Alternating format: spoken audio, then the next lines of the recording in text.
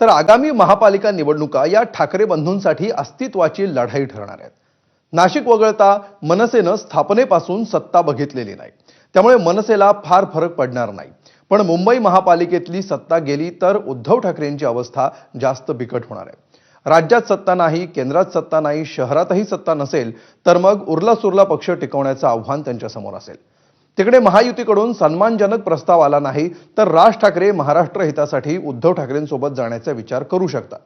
अशा स्थितीमध्ये मुंबई, ठाणे आणि नाशकातल्या सेना मनसे ताकदीचा आढावा घेऊया। राज ठाकरे आणि उद्धव ठाकरे यांच्या संभाव्य युतीची चर्चा माध्यमात आणि राजकीय वर्तुळात सुरू आहे। हे दोघे भाऊ एकत्र आले तर त्याचा महानगरपालिका निवडणुकीवर किती आणि कुठे प्रभाव पडेल याची गणितं सुद्धा मांडली जात आहेत। मनसेची जी काही थोडीफार शक्ती आहे त्यात मुंबई, ठाणे, नाशिक आणि पुणे ही नावं डोळ्यासमोर येतात। त्यातही शिवसेनेप्रमाणेच महाराष्ट्र नवनिर्माण सेनेसाठी सुद्धा मुंबई महानगरपालिकेचं महत्त्व वेगळं आहे। 2012 साली बीएमसी मध्ये मनसेचे 28 नगरसेवक निवडून आले होते, पण 2017 साली ती संख्या 7 वर आली। पुढे या 7 पैकी 6 नगरसेवक उद्धव ठाकरेंच्या शिवसेनेसोबत गेले।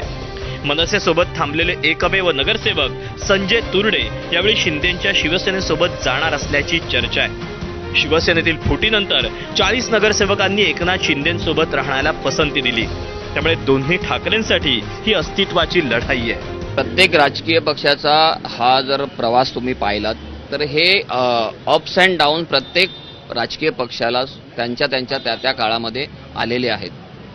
तसंच आमचा हा पक्ष नवीन पक्ष आहे, नुकताच स्थापन झालेला राज ठाकरे साहेबांनी स्वतःच्या हिमतीवर स्थापन केलेला एक पक्ष आहे। स्वतःच्या हिमतीवर वडिलोपार्जित वारशाने आलेला पक्ष नाहीये। तुम्ही बघताय ज्या पद्धतीने 2014 पासून महाराष्ट्राच्या राजकारणाचा जो चिखल झाला, त्या चिखलामध्ये आपण पाय टाकायचा की नाही टाकायचा हा प्रत्येक पक्षाचा एक व्यक्तिगत मत असतं। त्यांना ह्या राजकीय चिखलापासून दूर राहणं हे त्यांनी नेहमी कटाक्षाने पाहिलेलं आहे, किंवा त्या चिखलापासून कसं आपण वेगळं राहू आणि आपला वेगळेपणा कसा दाखवून देऊ हा त्यांनी सातत्याने तो प्रयत्न केलेला आहे। त्यामुळे जे काही अप्स डाऊन जे आले त्याचे कारण विरोधी पक्षाची जी काही लाट आहे, मोदी लाट आहे किंवा ही कारणीभूत आहे। तर ह्या राजकीय घडामोडी प्रत्येक पक्षाच्या वाट्याला त्यांच्या राजकीय प्रवासात आलेल्या आहेत, त्याचाच एक भाग आहे।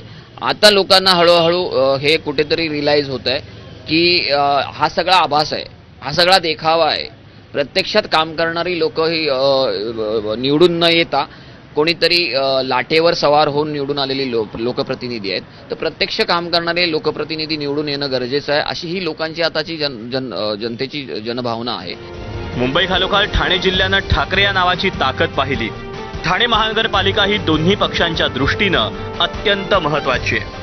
याच महानगरपालिकेपासून एकनाथ शिंदे यांच्या राजकीय प्रवासाची सुरुवात झाली होती आणि आजही ठाणे महानगरपालिकेवर एकनाथ शिंदे यांचं वर्चस्व कायम आहे। त्यामुळेच उद्धव ठाकरे यांच्यासाठी ठाणे महानगरपालिका ही प्रतिष्ठेची लढाई असेल, तर दुसरीकडे मनसेने देखील आधी झालेल्या लोकसभा आणि पालिका निवडणुकीत तसंच आताच्या विधानसभा निवडणुकीत चांगली मतं मिळवलेली आहेत।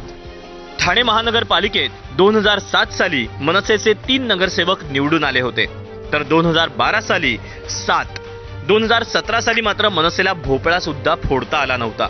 दुसरीकडे शिवसेनेचे 2007 साली 48 नगरसेवक निवडून आले होते, तर 2012 साली 53 आणि 2017 साली 67 नगरसेवक निवडून आले होते। शिवसेनेच्या फुटीनंतर ठाण्यात ठाकरेंच्या शिवसेनेची परिस्थिती थोडीशी नाजूक आहे। 2017च्या एकूण 67 नगरसेवकांपैकी केवळ 3च नगरसेवक हे सध्या ठाकरेंसोबत आहेत, तर उरलेले सर्व नगरसेवक हे एकनाथ शिंदे यांच्या शिवसेनेत आहेत। त्यामुळे दोन्ही ठाकरे बंधूंची युती झालीच तर ठाण्यामध्ये या दोन्ही पक्षांना ऑक्सिजन मिळू शकतो। मुंबई ठाण्याखालोखाल नाशिक हा शिवसेना आणि मनसे दोन्हीचा गड राहिला। दोन्ही पक्षांनी नाशिकमध्ये सत्ता प्रस्थापित केली होती, मात्र भाजपच्या रणनीतीपुढे दोन्ही पक्षांची ताकद कमी पडते। नाशिककरांनी राज ठाकरेंवर भरभरून प्रेम केलं, इतकं की 2012 साली नाशिकात मनसेचे 3 आमदार आणि 40 नगरसेवक निवडून दिले होते। नाशिक महापालिकेवर मनसेनं आपला झेंडा फडकवला होता हे सांगितलं तर अनेकांचा विश्वास बसणार नाही। 2017च्या निवडणुकीत मात्र नाशिककरांनी मनसेची संख्या फक्त 5 वर आणून ठेवली. शिवसेनेलाही नाशिककरांनी भरभरून दिलं. गेल्या निवडणुकीत 35 नगरसेवक निवडून आलेली शिवसेना ही दुभंगली. 35 पैकी शिंदेंसोबत 20 पेक्षा जास्त नगरसेवक गेल्यानं ठाकरेंची ताकद कमी झाली. याउलट 2017च्या निवडणुकीत भाजपचे तब्बल 66 नगरसेवक विजयी झाले. नाशकात पहिल्यांदाच भाजपनं एकहाती सत्ता मिळवली होती. शक्तिशाली नेते आपल्या पक्षात ओढण्यासाठी महायुतीतील प्रत्येक पक्षानं जोर लावला. दोन्ही ठाकरे एकत्र आले तर नाशिककर पुन्हा आपलं प्रेम आणि मत त्यांच्या पारड्यात टाकतील असा विश्वास मनसेला वाटतोय. जनतेला महाराष्ट्रातील एक विरोधक तगडा पाहिजे. त्यासाठी राजसाहेब उद्धव साहेब हे दोघंही बंधू